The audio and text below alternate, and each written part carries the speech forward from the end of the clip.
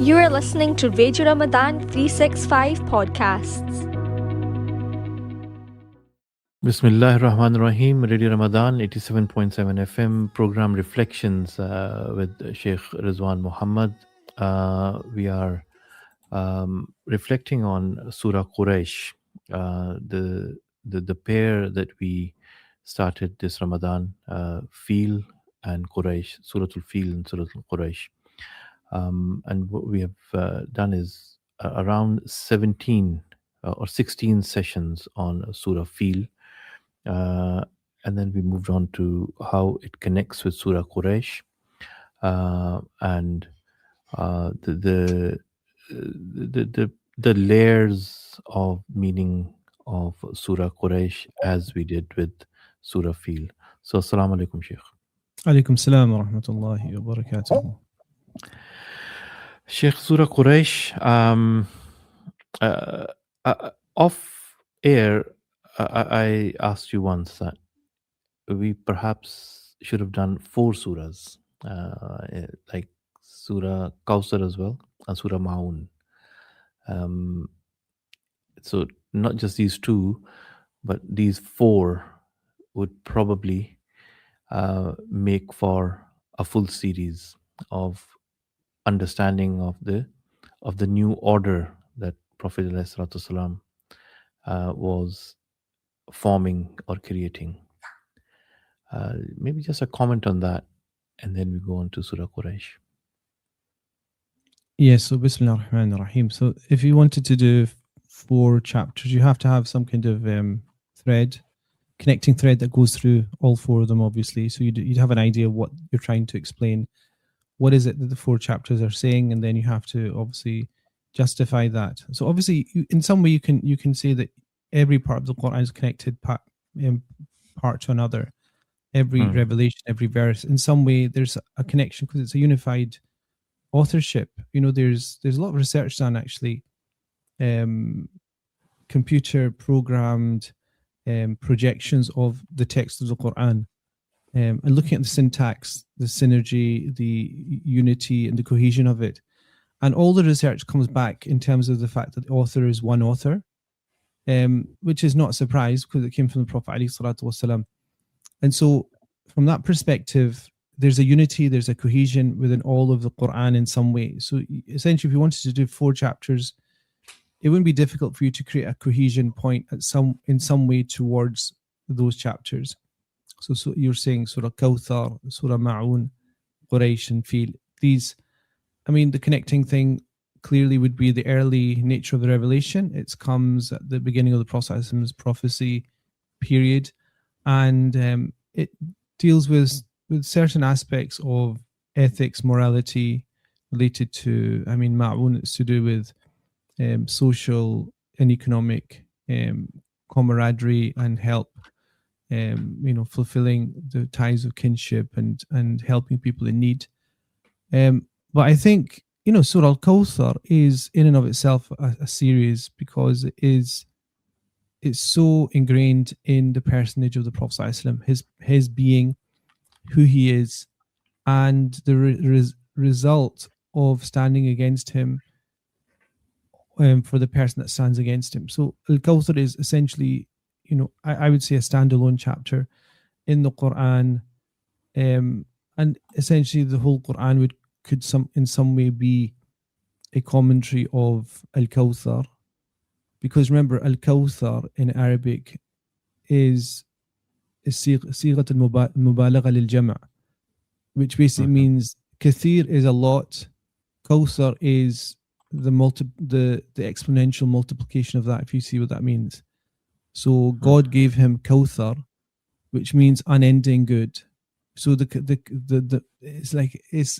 so then what is that? What does that mean? Does it mean adherence to his faith? Does it mean the effectiveness of his knowledge, effectiveness of his message? Does it mean the clarity of his message? Does it mean that God has given him so much in terms of goodness in this life and the hereafter? And then part of that is the Quran, because the Quran points towards good. So there's an unending narrative there. If you want to say that Kawthar is something we should study, I think it's a standalone, essentially. Ma'un in and of itself also is a kind of standalone, because it talks about cohesion within a community of helping the needy. But I think the reason why I think we probably didn't, or I probably pushed back on that, is the fact that the cohesion between the two chapters of Al-Fil and Quraysh is a very direct one. And the thing about those two chapters is, from the outside, when you look into them, they seem to be very proverbial, provincial, meaning they're very much about a specific place, a specific time, which almost seems to be detached from our reality. So it seems to be like the Quraysh are a specific tribe. If you're not from the Quraysh, why would you have too much interest in it? Ashab al-Fil and Abraha, a leader, warrior type, a governor who goes to war against the Qurayshi tribe and tries to demolish the Mecca. It's a very provincial historical footnote almost. You could put it as a historical footnote. And so you could go to all the relevant contextual, immediately important things that we think are important for religion in this day and age, in a contemporary context. And you could pass over quickly, gloss over Al-Fil, and you could gloss over Quraysh as being anomalies of a historical set of circumstances that is good to know historically, but no relevance to our day-to-day. But the reason why they're unified and together, and we've decided on them, is that the themes within them, that run within them, first of all, set the groundwork for the actual power and efficacy of the Messenger's message himself as the prophet, and his message as the final testimony to mankind. And then Quraysh then goes into another aspect of our transaction with Allah subhanahu wa ta'ala, which I think you talked about or touched upon in the last session we had yesterday, about, there's a sense that if you do what you're supposed to do in terms of worship of God, God will give you back. It's like a transaction. So were we not supposed to be the people that got, essentially, I think paraphrasing what you were saying is, if we are God's chosen people, then should that not mean that if you're obedient to God, then we should be given those unending blessings from God as a result of our obedience, which is the kind of transaction, isn't it? And so we were kind of, I think your line of argument was, why is the state of the Muslim Ummah so deflated, and why are they so oppressed and essentially not at the forefront of humanity's progress, when they should be if they worship the Lord of this house, the Kaaba. And so that mindset, or that line of questioning, needs to be understood, because it's a constant one. It's a relevant one today. So you brought it out because it's relevant. So Quraysh, from that perspective, I think is really relevant to address that issue, because it's a common issue, which is that success indicates truth, or success or progress indicates you're being on the true path. And I think that is something that needs to be at least examined, if not pushed back on, to understand its relevance to this day and this age.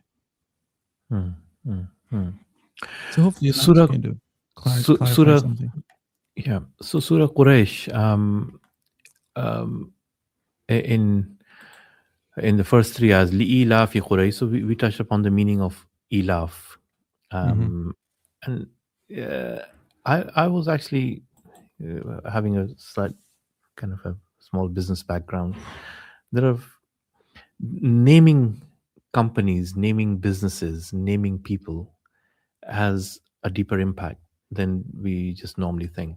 And I've seen companies called Ilaf. There are hotel chains called Ilaf. Are they used in the same context? So, and also from this, how important it is to pick up on these meanings and make them an everyday occurrence in our lives. Come to think of it, actually, if you mention that Ilaf, like Ilaf hotel chain, I'm sure there is a. Either I've stayed in it or there is one. Ilaf is near Haram. So it's around Haram. There is Ilaf. Ilaf I mean, Kinda. if you're opening up a business and you're looking for something to resonate with your customers, I'd imagine you're in Mecca and you're thinking, how can we impress upon people that stay here the heritage of this place and the values of the place?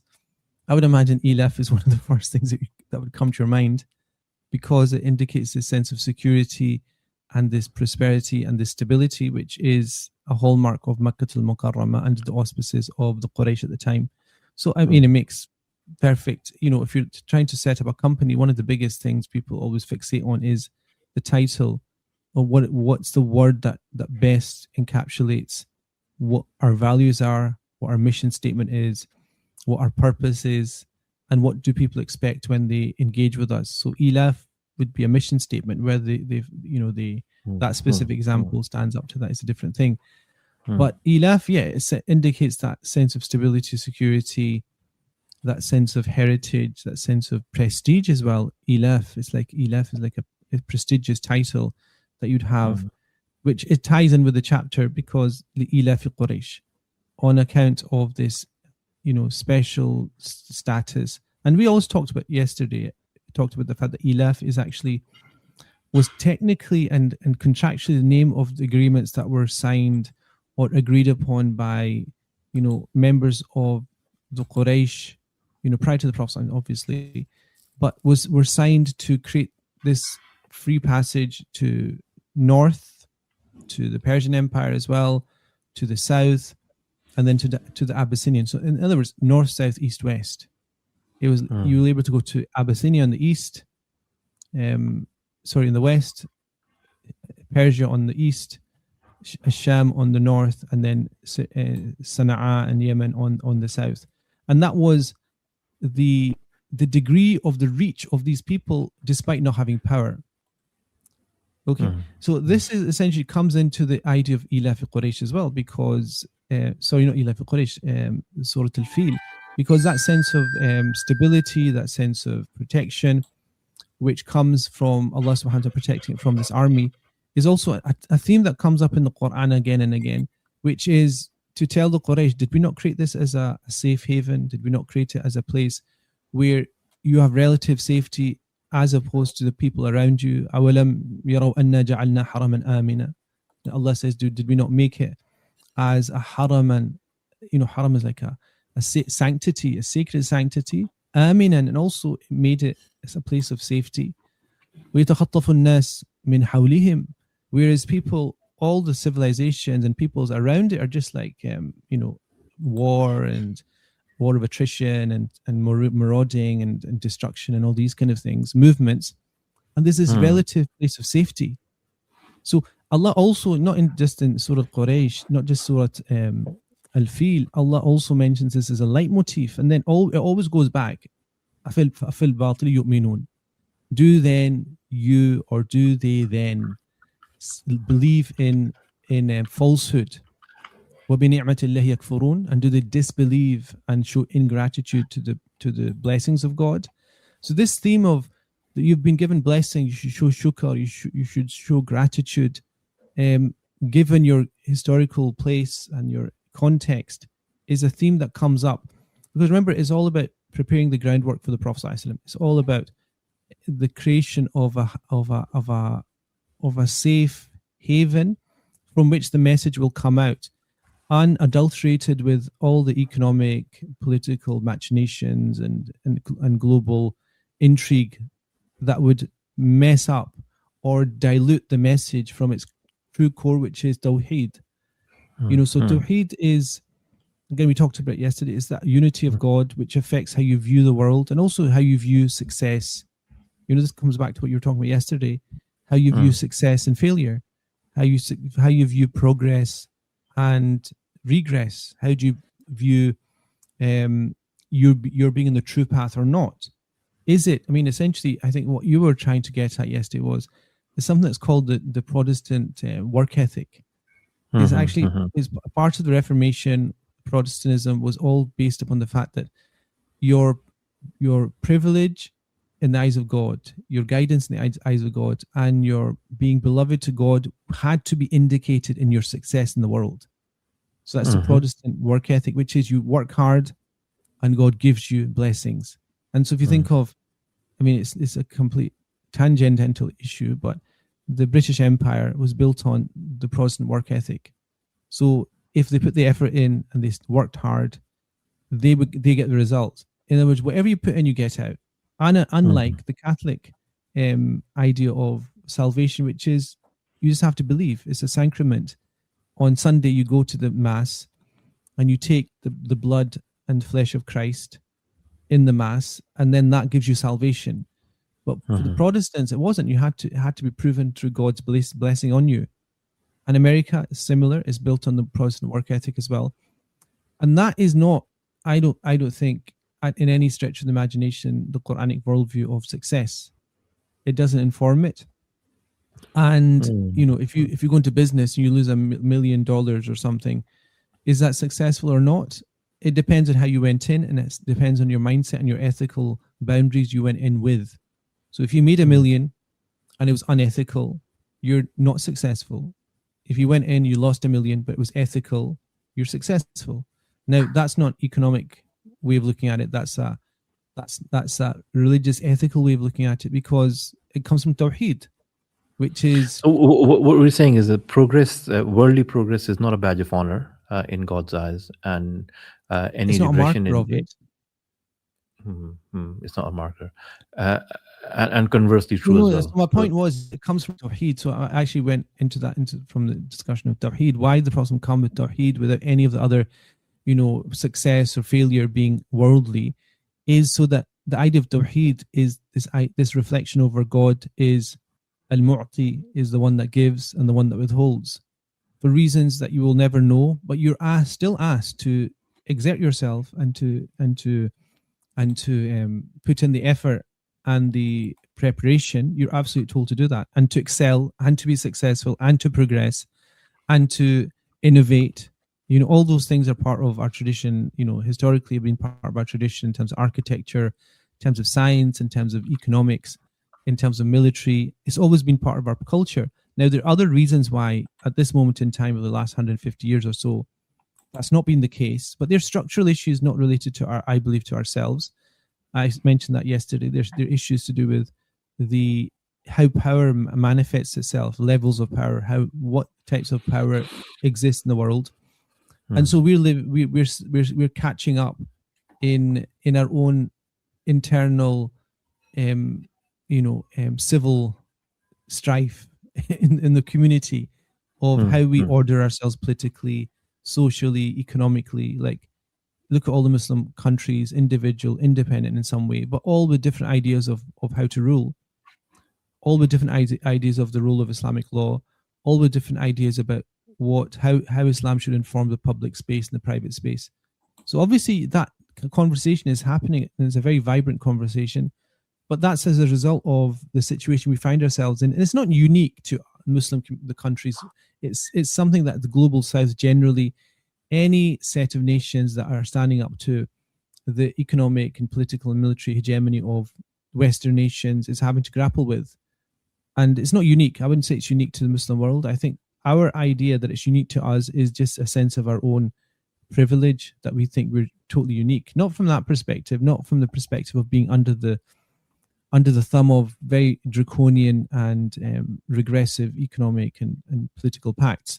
So that's a different thing. I think generally you shouldn't misunderstand what I'm saying, that in success and failure, Tawheed gives us a different framework. And that framework essentially is your escape card from deep depression and anxiety. At social level, personal level, cultural level, national level, it's something that will stop us going into a deep spiral. But this profound kind of understanding or analysis of which society is informed by what kind of belief system, Protestant, Catholic, Muslim world, is it not in a total state of confusion, not knowing what's informing them to live? Because depending on where you are and what point of history you're born and what set of values you are pursuing, as a community, we just don't know what we are following. The marker of success, marker of regression, what it means to me as the follower of a faith. Mhm. So where's the analysis here that what has caused this thinking chaos in Muslim world? Well, I mean, the thinking chaos is related to the environment and the situation we find ourselves in. Not, I would say, not of our making. It goes back to this idea of progress, and also why relatively we are in a detrimental state of affairs to more progressive. I would say progressive meaning more structurally strong economies and countries, predominantly in the West. But that's I mean, then to recalibrate that, you need soul searching. It doesn't happen overnight. And so if you look at your relative success, relative successful, I mean, I'll give you this. If I was traveling from the 90s, for a couple of decades in the Middle East, okay, there might not have been indicators of extreme affluence, but there was safety, security, there was relative prosperity, there was, there wasn't dire poverty.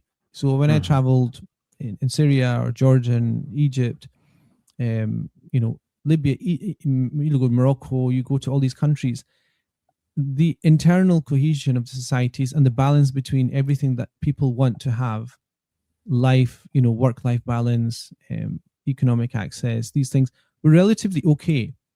The chaos that has come over the last 30 years has been external, not internal. And a lot of it has been to do with the fact that the West has been able to destabilize countries through agitators internally within those countries to create complete failed states. That is not to do with the lack of a coherent idea on the ground in those countries. I mean, if I was in Syria, I would walk about 2:00 in the morning in the marketplace, and the marketplace would have all the goods out in the middle of the street with cloth covering them and tied up with string. And so I don't see any country in the West that you could do that. Like, what was that? That was safety, security. There's a general sense of gratitude. Yes, people had to work. There was no free meal, but essentially, what is it that makes this country successful? That is what we're still we've not grasped completely, because to say that we aspire to a Western model of basic fragmented family units, where at the end of your life, you're basically an individual living in a house, having to employ people to take care of you in your old age, is not a sign of success. That's a sign of the most degraded human experience. If it leads to that, which means that everybody's an economic unit by themselves, and it's all about individualism, it's all about individual choice, and that individual choice has to be made to service an elite group of people that basically milk you for your economic assets by selling you things. And for me, that's a complete. That's almost synonymous to a sense of slavery, because essentially there's no sense of happiness, there's no sense of contentment, there's no sense of social cohesion, and this is why societies will start to, essentially collapse. And so I think the problem here is, yes, you're saying that, but I think that's external. I definitely think that's external from my own experience of living in these countries for a long period of time. And I think what you have to think about is, again, that broad historical view of Ibn Khaldun, which is, how does a civilization or a culture come into ascendancy, and how does it fall? Because if you look at that, and you look at, I think I may have mentioned it, the Portuguese, the Dutch, the Spanish, the British, and now the Americans, they're all in different ways going into a collapse of empire. So, every one of those examples, you can actually map out exactly how they rise and fall, and they will. And so what you need to think is, if that's the idea of progress, is it something we aspire to, given what the end collapse is? Because the end collapse is exactly that picture I put in your mind, which is anecdotal, but it's true because it's the end of a collapse, which is the person by themselves with no loved ones being taken care of in a social care environment. Because the first thing that happens is you get power, yeah, you get wealth, you extend yourself militarily. That's the first thing that happens. So America at this point in time, I think it has over 170 or so. I mean, last time I checked, foreign bases. I mean, nowhere near America extended. Okay, that extension is going to, I mean, I said this to you, you were saying America can do what it wants. I said just before 9/11, China basically was, I think, at the point where it could challenge America face to face, eyeball to eyeball, and America would blink because it basically downed their I think F-15 at the time, and bombers, and basically dismantled it and sent it back to America. Complete humiliation, unheard of. And that was the first sign of military expansion. And then you have currency devaluation. It happened in 1971 in America, taking it away from the gold standard. That's a sign of weakness. The fact that they have to print money to keep the empire going is a sign of weakness. That leads to what? Debt. So if you look at the American debt now, it might be 34 trillion now for what I know. And then you start, the sphere of influence that you had of America, for example, it starts to decrease. Like Britain, you think of Britain, they used to call it the empire upon which the sun never set. Slowly but surely, all these, vestiges of influence disappeared. And then it's like essentially conglomerating around London, greater, southeast England, essentially. And once you have that, you have a loss of production. So this is how it works. I mean, the overextension leads to the need for money because you need to spend you need to pay for all these things. You have to devalue the currency, and the currency is still accepted. And then you get down to a loss of production, which is you're not making anything. And this is what I'm trying to get through to you. Essentially is those Western countries are not producing anything. Their wealth is based on structural wealth, structural power, which once it's challenged will crumble. And once it crumbles, their populations are aging, they will implode. And if you think of like currency collapse, I mean, when I was born, 1973, I think a pound was about, the value of it in terms of purchasing power was about $400. Now it's parity. It's complete parity. Like the devaluation, the collapse is there. It's just a question of that being taken away as the world currency of exchange. And once that all happens, your image, of that person by themselves in a care home, is social collapse. And that comes back to Surah Al-Fil. Remember I said, once the internal is cancerous, once the internal has a ailing weakness, which is terminal, bye-bye, because human beings are at the core of civilization. If the human being has no power, no volition, no value of themselves, essentially, that is, not something, that image of empire, I would never want a Muslim country or populace to have an empire like that.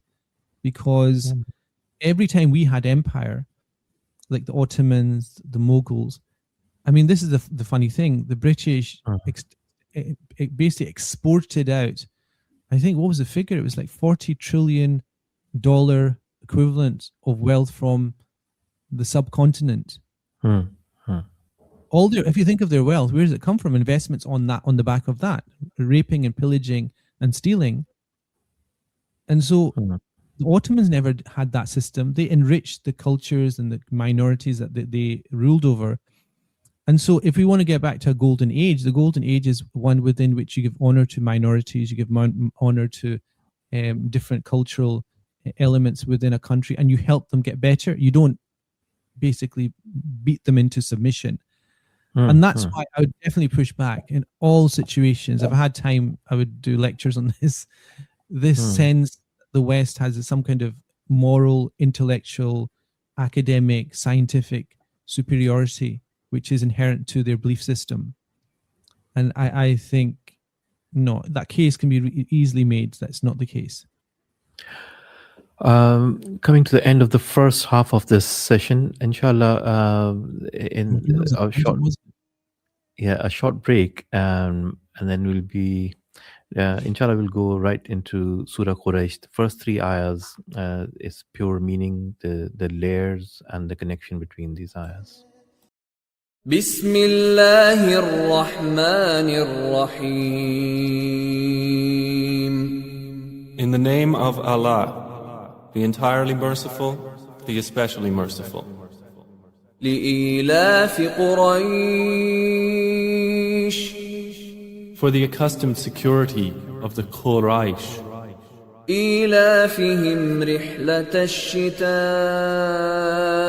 والصيف. their accustomed security in the caravan of winter and summer. فليعبدوا رب هذا البيت. Let them worship the Lord of this house, الذي أطعمهم من جوع وآمنهم من خوف. who has fed them, saving them from hunger, and made them safe, saving them from fear.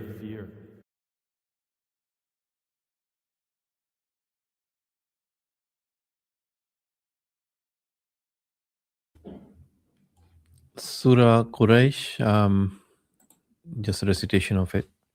Shaykh, so the first three ayahs, li'ilafi Quraysh, ilafihim rihlat ash-shita'i was-sayf. So the meaning of li'ilafi Quraysh, and then ilafi rihlat ash-shita'i was-sayf. The word ilaf appears in both ayahs, right? And it has a different meaning in both?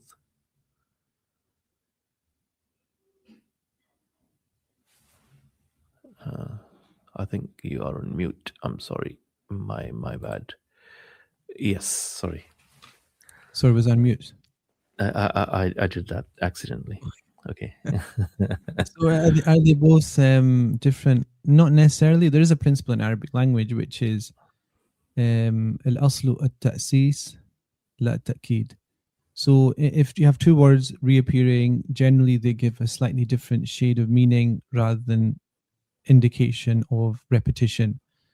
And so that comes up a lot in Arabic. In fact, comes up in the first revelation when Allah says, when the angel Jibreel says to Prophet ﷺ, Iqra, and the Prophet says, Ma ana biqari'. So he says, the Prophet says that 3 times. So scholars have discussed this repetition, and they've said, does it mean the same thing or not? Because literally it just means I can't read. So the Prophet saying, Ma ana biqari', is I can't read. But most scholars, such as Shami, Al-Halabi, and others, they say there's ta'sis here, which is that each one gives a different meaning. And that indicates the eloquence of the speaker and the power of the language itself. So it's better to give more meaning than just to repeat, unless there's a reason for the repetition. So ma'ana biqari' could mean I can't, I won't, or what should I read. So it can give all those 3 meanings, and that's generally how scholars who really looked into it have explained it. So in terms of li'ilaf Quraysh, ilaf, the second and the first. Li'ilaf Quraysh, the first one is, again, it's that word cloud, isn't it? It's the word cloud. When you first hear it, you're given this general idea of what ilaf is. No. So my son's asking if I can do something. No, tell me can. Anyway, yes, what was I saying? Ilaf. Yeah, so the word meaning, the general meaning is the first thing you come and see. So that's important because it gives you a general introduction to what this word means, which is safety, security, sociability, cohesion, prosperity, all indicated within that. But we also know that there's a history behind this, which is that the Quraysh and its ability to have that stability and safety and prosperity was based upon actual physical contractual agreements. And so if you understand that, then you'll understand that there was somebody called Hashim who then went to the rulers of Syria and negotiated something. There was someone called Abd Shams who went to the Abyssinians and started to negotiate. There was someone called Muttalib. So these historical people that went, and when they came back, these are brothers actually, and when they came back, what they came back was known as the Ilaf of Quraysh. which is essentially the contractual privileges of the Quraysh. Because so that's the second you'd go, that's like this, the general to the specific. So the general meaning with all the word clouds, and then when Allah subhanahu wa ta'ala says the ilaf of these people, رحلة الشتاء والصيف, which is their journeys which are in the winter and the summer, then that indicates a specific type of contract or privilege that they had. And who is it that had it? Quraysh. So the thing is, I think it's important to understand that the Quraysh is not just a tribe, it's not just a provincial issue of a historical group of people. This ties in with this idea of the Prophet ﷺ being sent and being provided and being given a safe haven, because it goes into providence, it goes into the idea of God interfering and interjecting into history. And because you have the hadith of the Prophet ﷺ, which is actually in Sahih Muslim, which is that the Prophet ﷺ said that Inna Allah astafa Kanana min walad Ismail, that Allah subhanahu wa ta'ala chose the children of Kanana from the children of Ismail alayhi salatu wassalam. Wastafa Quraysh min Kanana. And then from the people of Kanana, Allah subhanahu wa ta'ala chose the Quraysh. And then from the Quraysh, Allah subhanahu wa ta'ala chose Bani Hashim. And from Bani Hashim, Allah subhanahu wa ta'ala chose the Prophet sallallahu alaihi wasallam. So this idea of choice of Quraysh and being sent is very important. And Quraysh is an interesting, in terms of the name itself, where it comes from. There's a whole discussion about why is it called Quraysh? What's the purpose of it? Who was the first person? Actually indicates, again, it goes back to this idea. I think I texted you shark at some point. Remember? It just came to my mind. I think it was in the middle of Taraweeh, and I just thought of something. So You thought of shark. I thought of shark because the Qadi was reading something about the oceans, and I thought shark.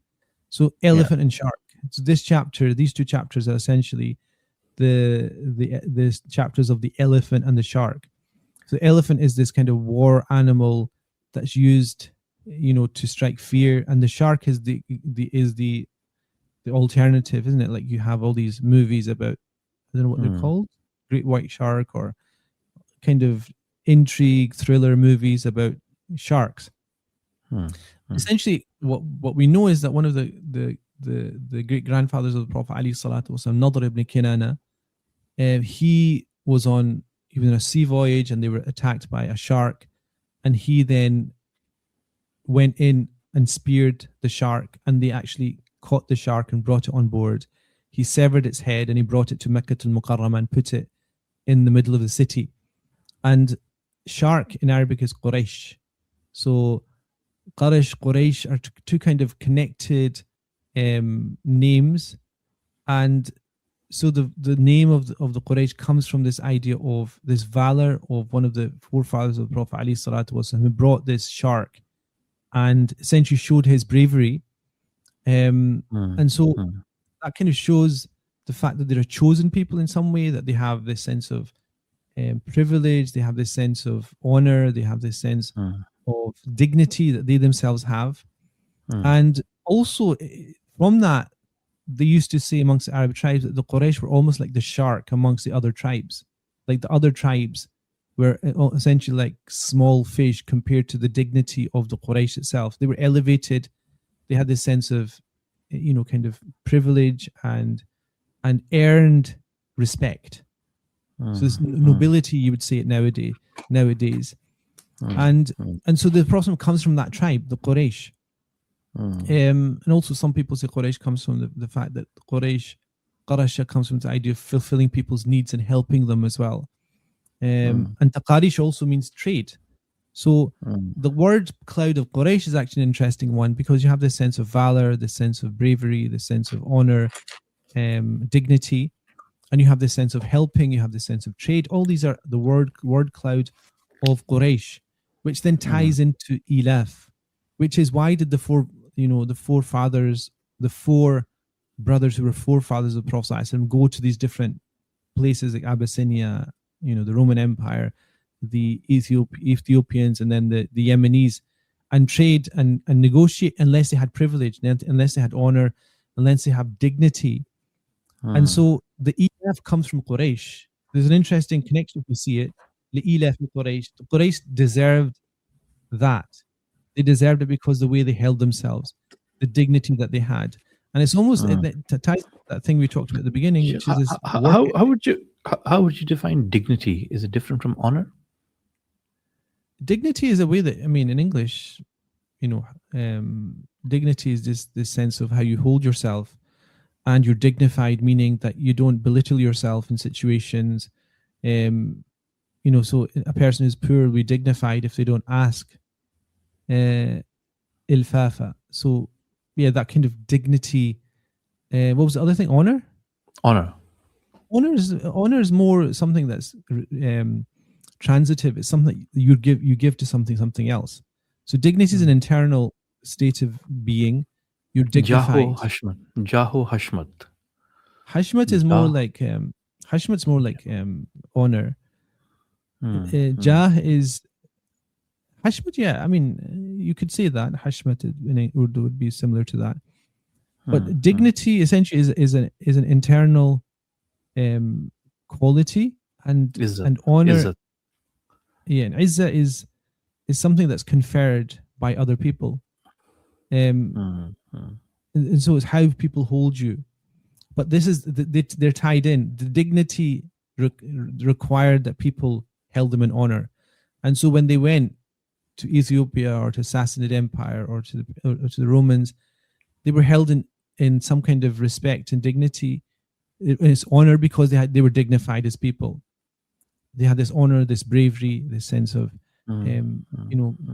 core privileges and virtues that they had, were things that they held on to. They didn't like cut corners in that. The honor that they had was earned.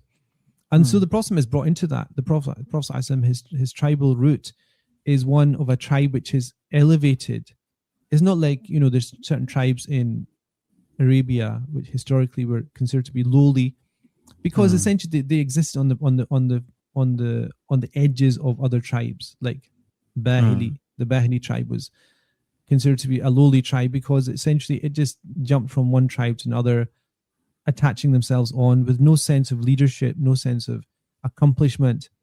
And so, the Prophet wasn't born into that tribe. He was given this inherent honor and dignity from the moment he's born. Remember, when he's born, Abdul Muttalib, this is like a couple of months after the instance of the elephant, he raises the Prophet up and holds him up towards the sky and asks Allah to bless him and honor the Prophet. And so that the Prophet is brought up in that sense of trying to fulfill and live up to this honor of the Quraysh itself. So this is tied in with the Prophet. He comes from an honorable tribe, an honorable people. But there's one thing wrong with them, which is they're afflicted by this negation of Tawheed.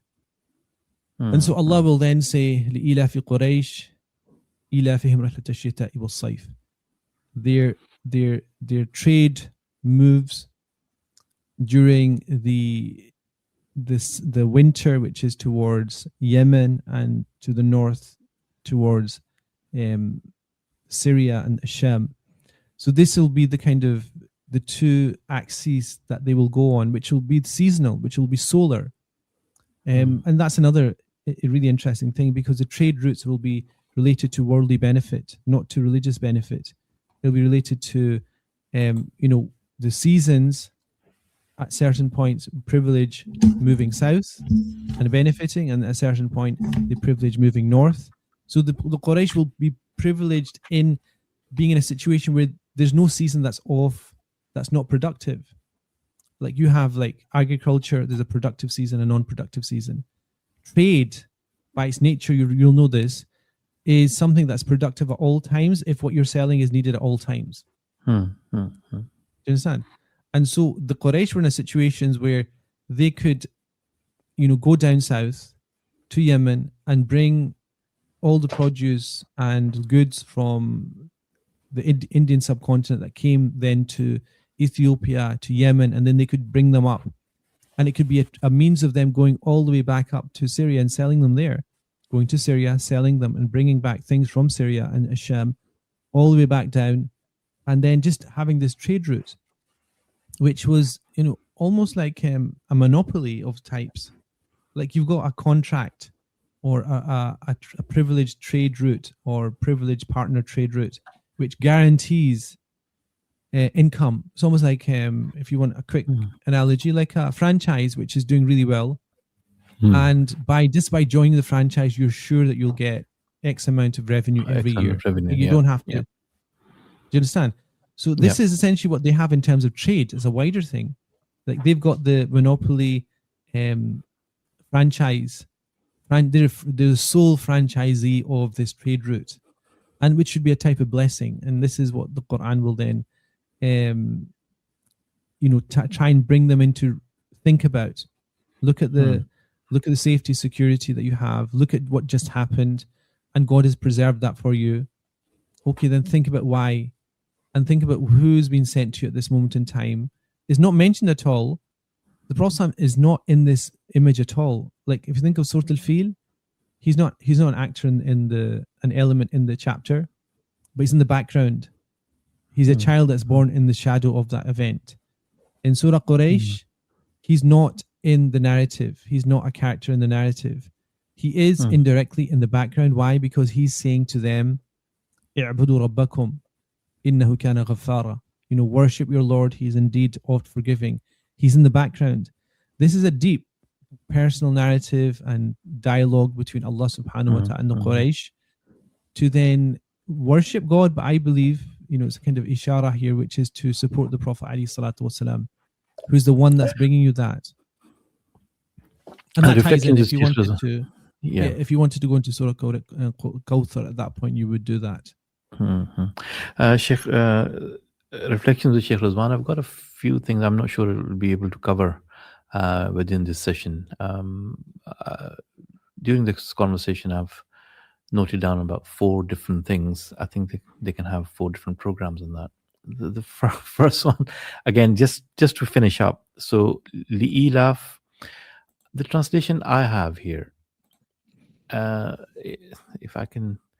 So, since the Quraysh became accustomed, and then accustomed to the journey of winter and summer. So, chunke Quraysh manus hue, yani jade aur garmi ke safron se manus.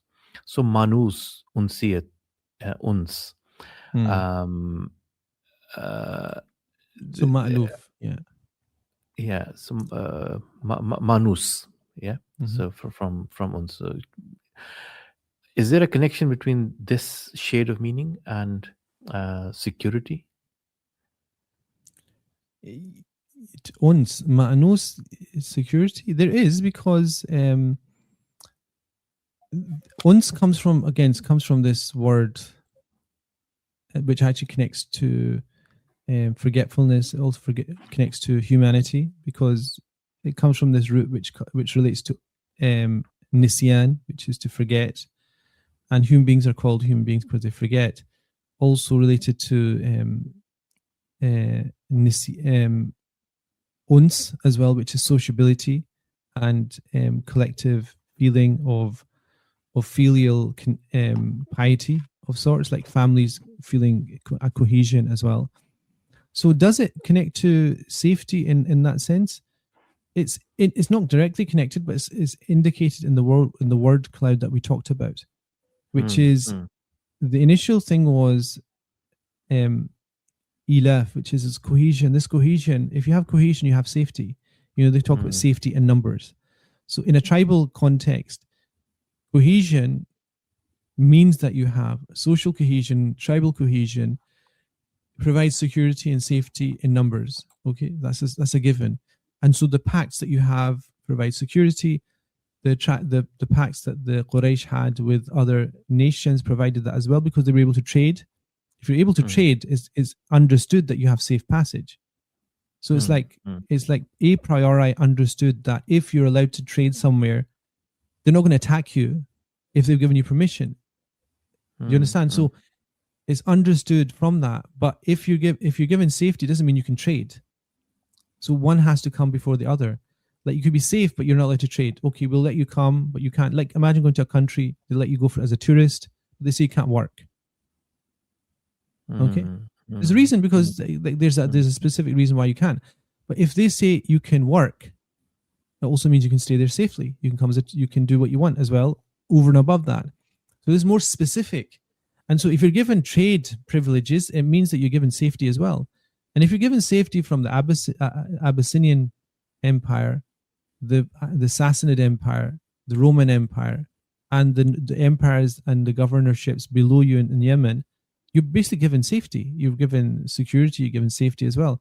So yeah, I mean, I would say that ties in with this whole image of what the chapter is giving you, which is of safety, security, tranquility, prosperity, and privilege, which if you have, it will tie into this thing of gratitude, of connecting the thing that you're given, which you could only think comes from God, and then connecting that back to some kind of gratitude towards Allah subhanahu wa ta'ala. So ilaf is not, is incorrectly translated as accustomed. No, accustomed meaning here is, I mean, that translation would say to be accustomed, meaning with this sense of security. You're accustomed to security. You're easing of your situation. That's mahzoof. That's hidden. Yeah, it's kind of hidden. It's this translation of this chapter is notoriously difficult. I mean, remember yesterday before I picked up what I thought would be the best attempt, but it wasn't. Because so ilaf is translated in Urdu as khugar, yani adi. You become accustomed. Yes, accustomed. And accustomed to prosperity, accustomed to security, accustomed to profits, accustomed to monopoly. So the thing of the translation of this is, it comes back to the first letter, li'ilaf, li, the harf jar, which is a preposition, has to be connected to something in Arabic, which is why I said they used to tie in with al-fil almost immediately. That the accustomed safety was because of God protecting them from the army of Abraha. So it's almost like if you want to translate it, you'd have to translate them as a whole, which I'm not seeing anybody do, but essentially it should actually be translated as a whole, on the basis of there being what they call in Arabic al-mahdhuf al-ma'lum. There's something that's annexed and missing, but it's known what it is. So that's something, translation. But then if we're explaining it, we're trying to get through that problem. And ilafihim rihlat ash-shita'i was-sayf. So that has been explained, and if we could maybe conclude this session with فَلْيَعْبُدُوا رَبَّ هَذَا الْبَيْتِ. Would we have time for this? فَلْيَعْبُدُوا رَبَّ هَذَا. I mean, you haven't finished the رِحْلَةَ الشِّتَاءِ وَالصَّيْفِ, because that's to do with, like, there's a complexity here, which is to do with the fact that the privilege and benefit that they have is related to the solar calendar. So the Gregorian calendar, we have January, February, March, April, May. So we're fasting now. And next year we'll be fasting. If you're in the Northern Hemisphere, it'll be a shorter fast and a shorter fast. It'll get to the point it'll be very short, and then it'll get longer and longer and longer. Our religious calendar is something that travels through the solar calendar. And at no point is it going to be static, because the lunar calendar is, around 10 days shorter than the solar calendar. There's benefits. And the Muslim community is very interesting in this sense, because it follows two calendars. It follows a worldly calendar based upon the solar, solar movements, which are related to do with worldly benefits. Like if you think of a country that has a tourism industry, the tourism industry is focused in on its benefit related to where the sun is, not where the moon is, apart from Makkah al-Mukarramah. Okay, which is different because you have the Hajj and you have the last 10 days of Ramadan. But their benefit, I mean, that's another thing actually just got me thinking. So and leave that completely, close that. Something came to me there, but I'll close that completely. So the privilege that they're given, that they've been told to think about, and will be the result, will be the reason why they'll be asked to worship God, is the privileges based upon just the solar calendar. And so you have tourism related to solar calendar. You have food production, which is related to solar calendar. So if you have agriculture, the produce is connected to where the sun is and the harvesting. And also every single other worldly thing that you can think of is related to the fact that the sun has the most immediate effect on how we create wealth, how we deal in the world, how we actually even measure success. Because it's also, I mean, the sun powers the world, if you think about it. Like the effect of lunar light is nothing essentially compared to the solar light. The solar light, photosynthesis, which creates food. Then you have heat, and the heat then dictates where people live and where people don't live, where people migrate to. You know, it dictates so much of our life that the lunar calendar, for cultures and societies and civilizations that don't have a spiritual aspect to them, are actually just completely oblivious of the fact there is even a moon. I mean, if you speak to an atheist in London, they have no idea that there's such a thing as the fact that the moon goes through phases, unless they see a full moon and then it disappears every so often. I probably think that they probably won't even catch on to the fact that there's lunar cycles. Unless you're attuned to them, you won't think of anything. Because why is it? There's no money to be made. There's no benefit to be had from the fact that the moon appears at certain times in the horizon in different forms at all. And so if you were to take this idea of success as worldly, then essentially you have no connection to a lunar system of calculation, of timekeeping, of regulating our lives. And all you would be caring about would be the winter, summer, spring, autumn cycles, which is what God is telling them, the Quraysh. You're traveling as caravans between the south in the winter and the north in the summer. That then brings you privilege through commerce, buying and selling, because people from the Indian subcontinent would come, from the Indian Ocean would come with goods to Yemen. You'd pick them up, you would take them, and that they would come because of the fact that it's better for them to travel at winter. You would come and take them up. So that's essentially, what is that doing? That's essentially putting you in a situation where you're benefiting worldly, in a worldly sense, from the way that God has created the sun as the power source of the world, and the way that we order our societies generally, holidays, economic, commerce. And so their privilege is tied to worldly privilege, and they're told to worship God because of the worldly privilege that they've been given and the prerogative. But then the other aspect of it is the lunar calendar, because the lunar calendar and the ordering of society on a different set of principles will be the role of a prophet. Without prophecy, without revelation, without giving meaning to the movement of the moon in the atmosphere, there's no reason for you to fixate over the lunar calendar at all. And this is, I mean, it comes up in Ramadan, doesn't it? When people want a holiday for their Eid and they're trying to explain to their work manager what date will be when they don't know what day will be, because there's a clash between the benefits of the solar and the lunar.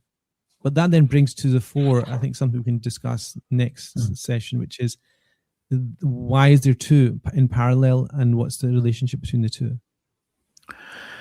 Shaykh, we have final maybe 5 to 7 minutes. And one of the names of Allah you mentioned in this session was Moti. And Moti ties in with these two ayahs somehow. Yeah, the one that bestows. Yeah. So how do we connect with the name Moti?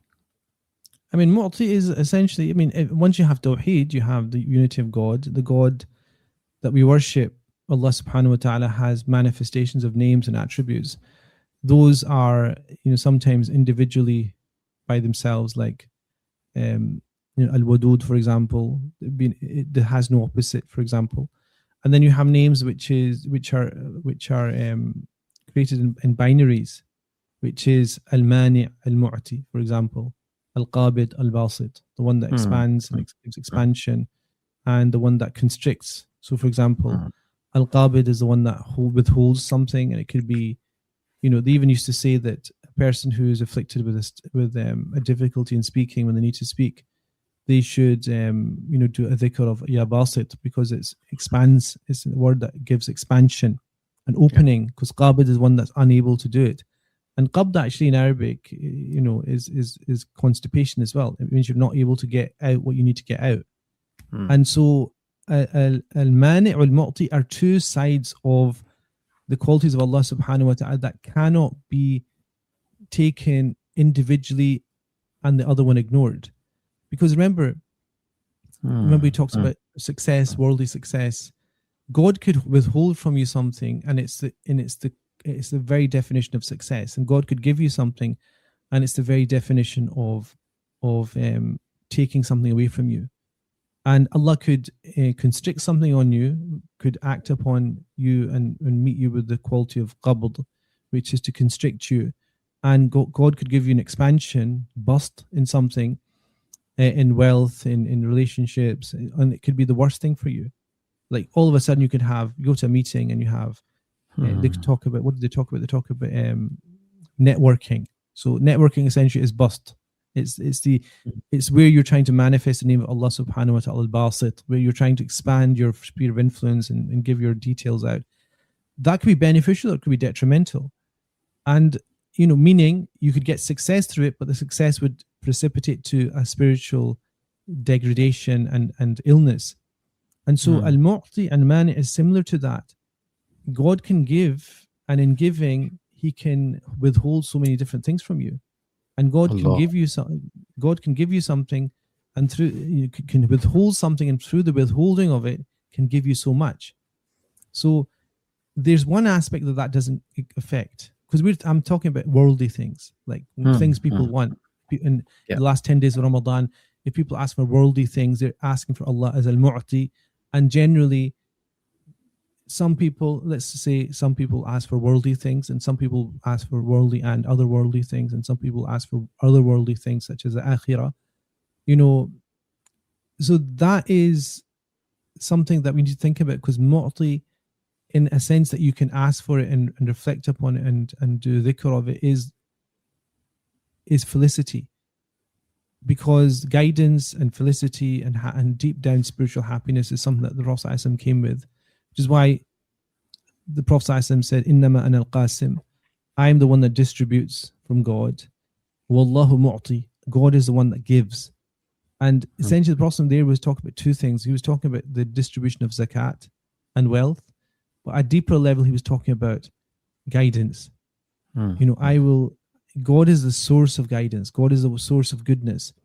And if you ask Allah for that and ask him in a way that you understand the wisdom of this, of giving, and this is why, some of the most powerful du'as are the most general du'as.